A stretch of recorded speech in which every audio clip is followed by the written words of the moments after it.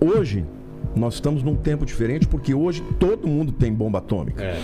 Hoje o mundo está preparado para o levantamento de um governo mundial. Tem um tipo de míssil americano que, quando ele é solto, ele pode destruir 14 cidades ao mesmo tempo. Um míssil. Ele se divide? Ele se divide. Quando a ogiva se abre, ela vai para 14 cidades diferentes. Porque o que a gente está vivendo agora é sinal do fim dos tempos e não o que vivemos no passado foram sinais. A gente precisa entender o seguinte: se a gente olhar o século XX foi o século de guerras. Duas guerras que definiram, inclusive, a ordem hegemônica do mundo. O que a gente vive hoje, resultado direto... Exato, foi definido ali. E a ordem hegemônica influencia a cultura, influencia a economia, enfim, a sociedade é guiada por essa ordem política, ideológica, econômica, etc., financeira. Tanto que o sistema que a gente tem hoje, que de transferência de recursos, foi estabelecido no pós-guerra, na Segunda Guerra Mundial, né, o SWIFT, etc. Então, falado... moeda principal... Exato, que ampara essa ordem hegemônica. Exato. O século XX foi o século de guerras. Nós nunca tivemos na história da Primeira Guerra até agora a quantidade de guerras e guerras significativas que mexeu com a geopolítica local, regional e mundial como tivemos nos últimos tempos. Muito longe das guerras, a gente não fica tão afetado, sim, né? A gente sim. Nós estamos do outro lado. Exatamente. A gente não vê o impacto direto. Mas nós temos um aditivo, eu acho que quando a gente fala assim, guerra, a pessoa pensa, a guerra sempre teve, Primeira e Segunda Grande Guerra, tiveram guerras na história, etc. Na própria Antiguidade Bíblica. 100 anos. Sim, muitas guerras. A Europa, tiveram muitas guerras. Mas quando entrou o elemento pandemia, teve uma conexão tanto das pessoas de limitação, de finitude, mas também de Bíblia. Jesus falou em Mateus 24, né, Marcos 13, Lucas 21, textos clássicos e específicos saindo da boca de Jesus no sermão profético, ele sinalizando o que iria acontecer no fim dos tempos. E ele pontuou guerras, rumores de guerras, sinais da natureza, sinais no céu, sinais até no sistema político, sistema religioso, quando ele fala dos falsos mestres, etc. Exato. Então a gente tem hoje uma conjuntura que é inegável de que o mundo está estranho. Quem olha assim, sem ser uma visão bíblica cristã, fala, o mundo está muito estranho. Quem olha com uma visão bíblica, espiritual, fala assim, Jesus avisou que antes seriam eventos que antecederiam a sua vinda. Para quê? Para que as pessoas pudessem se voltar para ele, não para se desesperar, não para gerar um caos psicológico, medo e as pessoas se afastarem, mas que pudessem perceber que aquilo que ele prometeu iria se cumprir. Eu queria pontuar uma coisa aqui também. Só aproximar um pouquinho. Por que é diferente esse momento do momento das outras guerras? A Primeira e Segunda Guerra Mundiais foram guerras extraordinárias no sentido que matou muita gente, mas a Segunda Grande Guerra, ela termina quando a bomba atômica entra em cena. Exato. Quando os Estados Unidos soltaram as duas bombas, né, em Hiroshima e Nagasaki, acabou a guerra. Porque naquele momento eles perceberam que havia um elemento novo que podia destruir completamente os inimigos. Os outros não tinham isso. Hoje, nós estamos num tempo diferente porque hoje todo mundo tem bomba atômica. Ou pelo menos assim. O mundo pode ser destruído as grandes logo após o final da Segunda Guerra, começou a Guerra Fria. Por quê? Porque tanto os Estados Unidos quanto a Rússia tinham bomba atômica. Na época, União Soviética. União Soviética e tal. E é Guerra Fria por causa disso. Guerra Fria porque se guerrear mesmo com arma, acabou o mundo. Eram movimentos daqui, movimentos dali. Eles colocam mais ogivas, a gente compra mais. Vamos colocar um sistema antimíssil, aí eles também... Estados Unidos e Rússia hoje, sozinhos, eles podem destruir o mundo 40 vezes. Sim. Sim. Então, além disso, então veio a Guerra Fria, depois com o término da União Soviética, né, o desfacelamento. Parece que o mundo permaneceu aí com a hegemonia dos Estados Unidos, só que entrou um novo elemento, entrou a China. Exato. E hoje, o que nós estamos vendo hoje... A China, nessas guerras, ela não... A China não era ninguém. Não era ninguém. Ela cresceu nesses últimos tempos. A China cresceu e chegou ao ponto que chegou por causa dos americanos. Sim, exato. Eles foram os americanos que investiram dinheiro, claro. tecnologia, Sim. investiram. Os parques industriais levaram para a China. Só que a China, até um certo ponto, ela era só mão de obra. Barato. Chegou um momento, ela falou o seguinte, se vocês forem continuar aqui, vocês vão ter que compartilhar a tecnologia. Entendi. E a partir desse momento, eles se tornaram uma grande potência que cresce aí 2 bilhões. E desafia a ordem. Então hoje, você tem um barril de pólvora que pode realmente chegar a uma guerra mundial atômica, entendeu? Porque a hora que um soltou uma bomba, o outro solta também. Uma proporção que a gente nunca Não viu. tem, não tem. Tem um tipo de míssil americano que quando ele é solto, ele pode destruir 14 cidades ao mesmo tempo. Míssil? Um míssil. Ele se divide? Ele se divide. Quando a ogiva Sei. se abre, ela vai para 14 cidades diferentes. Então, hoje a União Soviética ela tem um míssil balístico transcontinental que voa na estratosfera. Então ele não pode... Satan 2. Satan 2. Que? Ele não Chama pode Satan ser... 2. Sim, sim. Porque hoje os americanos, outro tipo de mísseis, ele consegue derrubar. Esse não dá. Entendi. Porque ele voa a 40 mil quilômetros por hora e quando ele entra na atmosfera já era. demais. Já está em Ele cima. vai aqui por cima e quando ele entra já é no local que ele Então, hoje, somado à questão da tecnologia, e especialmente do controle, do 5G, hoje o mundo está preparado para o levantamento de um governo mundial que, na minha opinião, acho que o Rafael também concorda com isso, ele vem como resultado de uma guerra atômica, eu acredito numa guerra mundial que virá antes da volta de Jesus, e o acordo de paz que vai precipitar o levantamento do anticristo, ele vem, na minha opinião, depois de uma guerra mundial. Então, hoje nós estamos com todos os elementos, além dos sinais da natureza, e aí você vai dizer, mas sempre teve tsunami, sempre teve terremoto, mas se você analisar os gráficos dos sismologistas, você vai perceber que depois do ano 2000 deu A pico. intensidade disso. O número de terremotos acima de 6 pontos na escala Richter aumentou significativamente. Então, hoje está tudo acontecendo. Inclusive, agora, recentemente, essa semana nós vimos aí o mundo anunciando que a Terra está girando mais rápido. Isso o que é? Mateus 24 disse que na época da grande tribulação seria tão terrível que se os dias não fossem abreviados, nem os escolhidos permaneceriam. O que? Tem isso na Bíblia? Tem Mateus 24, Os 4. dias serem abreviados. Se a Terra gira mais rápido, os dias ficam encurtam. Claro. E os cientistas estão dizendo, inclusive, que nós estamos num viés da Terra começar a girar em torno de si mesmo mais rápido nos próximos 50 anos. Vê pra gente, Paquito, essa matéria pra gente colocar aqui.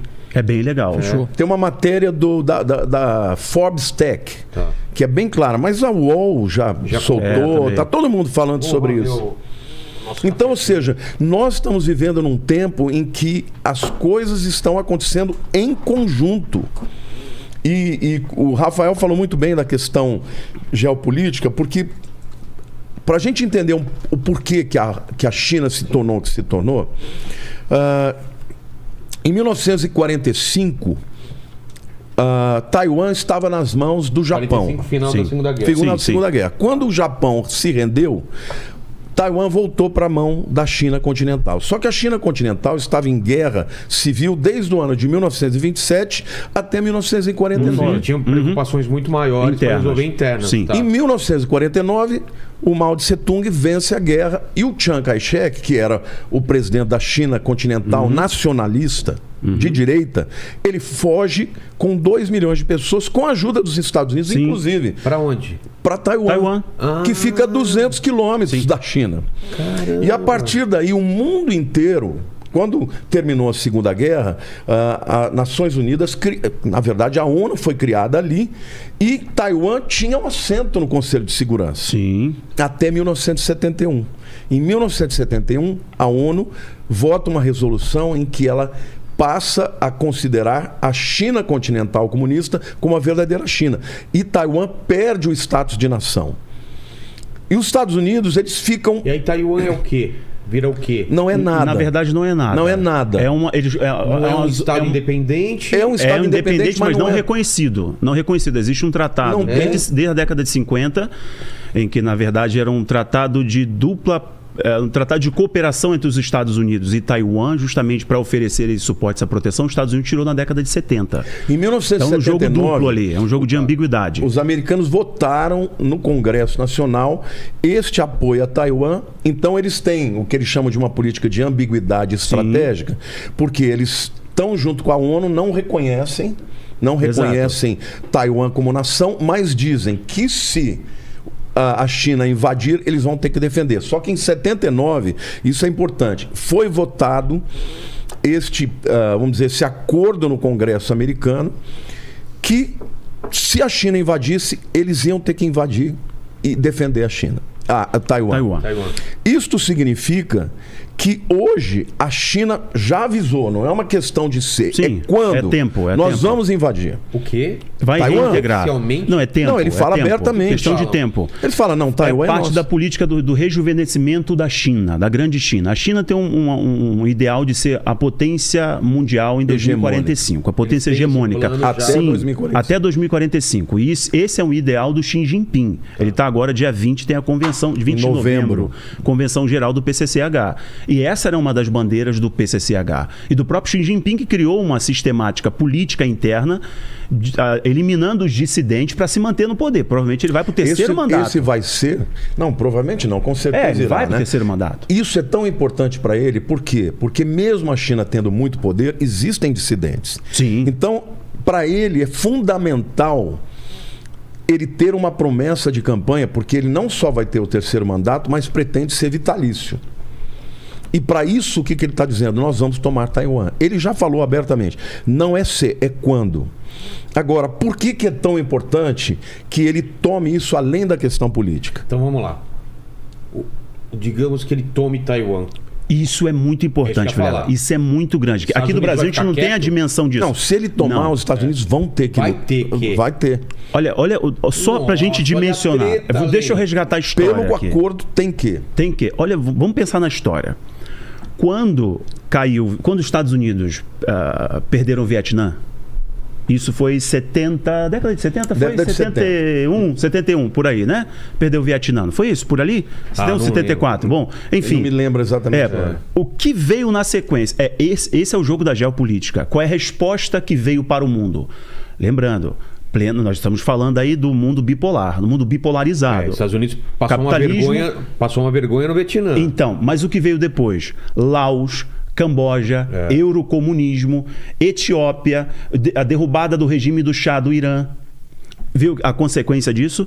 Cair Taiwan é um problemão para o Japão, é um recado que você dá para a Nova Zelândia, é um recado que você dá para o Indo-Pacífico, que é um acordo que tem dos Estados Unidos ali no Quad. Porque a posição é muito estratégica. O Japão fica desguarnecido. Inclusive tem uma ilha ali que a China diz que pertence a Taiwan. Mas o Japão diz que é dele. Então, é importante que você olhe, se você olhar no mapa, pena que a gente não tem aqui. Não, o Paquito joga aí pra gente. Se você olhar no estreito ali de Taiwan, você tem o Japão, você tem a Indonésia, você tem Taiwan, Filipinas, você tem tudo ali Filipinas. colado. Todas essas ilhas são aliadas dos Estados Unidos. Entendi. Então, hoje, a China, que anteriormente ela tem só uma barreira. Ela tem uma barreira. se os Estados Unidos quiserem, eles trancam a saída da China. Exato. Eles não têm acesso ao mar. E hoje, com essa visão hegemônica que eles estão querendo trazer de volta a Rota da Seda por terra, mas eles precisam do mar, porque a mais de 60% de todas as commodities que a China vende é por mar. Então, tem a questão política, mas tem a questão econômica. Com certeza. Então, veja, quando Rússia luta com Ucrânia, e qual o discurso do Putin? A Ucrânia pertencia à Rússia. Sim. Então, no começo, ele começou dizendo: não, eu só estou indo lá para tomar de volta os territórios separatistas. Só que agora ele já falou. Não. Agora ele já está falando: nós vamos libertar os ucranianos dos anti-pessoas e dos anti-história. Isso aí. Ou seja, nós vamos derrubar o governo... Kiev, vão derrubar Kiev, vão derrubar o governo da Ucrânia. Só que a China está usando isso como precedente. Bom, se eles podem, eu também posso. Eu não sei se eu estou viajando muito, mas não parece muito que é um acordo entre eles. Claro. Mas é claro. Não parece, você vai lá, eu não vou fazer nada, daqui a pouco eu vou lá em Taiwan. Claro. Mas isso fica evidente quando você tem um jogador com mão fraca. A gente fala que homens fracos geram tempos difíceis. Biden. Criticavam tanto o Laranjão, criticavam tanto o Trump. Eu tenho minhas reservas quanto a ele, tenho minhas reservas quanto ao Donald Trump. Lá, dá para colocar... aqui vai estar assim, mas pro pessoal em casa tá ok. Lá. Tá, a gente dá só Olha aqui, Taiwan tá aqui. É isso aí, isso aí. Olha em cima ali, Filipinas aqui. Japão aqui. Japão. Isso aí. Taiwan, Filipinas e até lá embaixo você vê tudo isso. Taiwan está numa posição muito estratégica. Ele tranca o mar, eles não saem. Se os Estados Unidos entrarem em guerra com a China, ele tranca a China, ela para de uma hora para outra. É muito próximo da China, olha só. Dá 200 quilômetros. Você atacar de lá... E a resposta que dá para o mini-míssel, o homem-míssel aqui para a Coreia do Sul. A resposta que dá para as Filipinas. A resposta que dá para toda essa região que já foi dominada pelo comunismo. Exato. Então você não... Os Estados Unidos perde o status de garantidor da ordem, da independência, da autonomia. Ele perde isso. Por isso que essa política de ambiguidade dos Estados Unidos com relação a Taiwan é muito problemática. Vamos pensar assim, ó. Por que os Estados Unidos, que está com uma economia agora com problemas seríssimos, né? Uma inflação, de 8%, falando em recessão, há 40 anos. Querem distorcer as terminologias e tal, mas está com problemas seríssimos. Estados Unidos, desde a entrada do governo democrata, desde a entrada do Joe Biden, teve aquele evento atabalhoado. De fracos por causa desse governo? Não, é uma sucessão de erros. Por exemplo, você pega o Afeganistão. É isso aí. Eles entregaram o Afeganistão, em menos de 15 dias os afegãos tomaram tudo. Eles perderam bilhões em armas que eles deixaram lá e deixaram para o inimigo.